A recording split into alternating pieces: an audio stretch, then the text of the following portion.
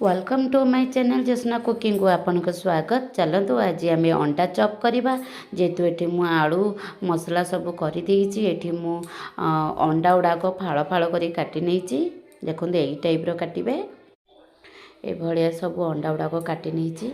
आलू मसला मु सब धनिया पत्र हल्दी लंका गुंड लुण सबकि देकर भल भाव कर मसलाटा। अंडा पूरा पूरा देके रखी ना आम बेटर बनवा। जेहेतु मुझे मैदा सॉरी कॉर्नफ्लावर नहीं, बेसन किसी नहीं, लाल मिर्ची लुण हलदी आ गोटे अंडा ताकू देकर भल भाव पेस्ट करने।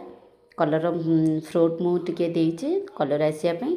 तापर बेस माने आमर पेस्ट भितर टिके अंडा जो माने पूरा देथिबा अंडा तो आ बेटर भितर आम पूरा देकर पूरा भल से आम छाणा। तेल मोर गरम हो जाइए तो भल भाव बेटरटा भी आप भल से पूरा फेंटे जमती कि बेसी पतला नुह बेसी मोटा नुह यही टाइप करेंगे जोटा कि आपणकर अंडाटा पूरा कभर हो एमतीका मु बनई। आपन को जी भल लगी अंडा चॉपटा लाइक सब्सक्राइब आ गोटे कमेंट निश्चित भाव में जनइबे।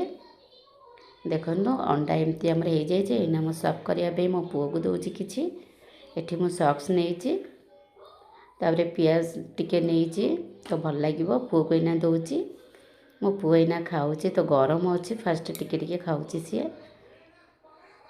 पूरा गरम अच्छे पाटे नहीं पारुनी टिके टिके सी खाऊँ।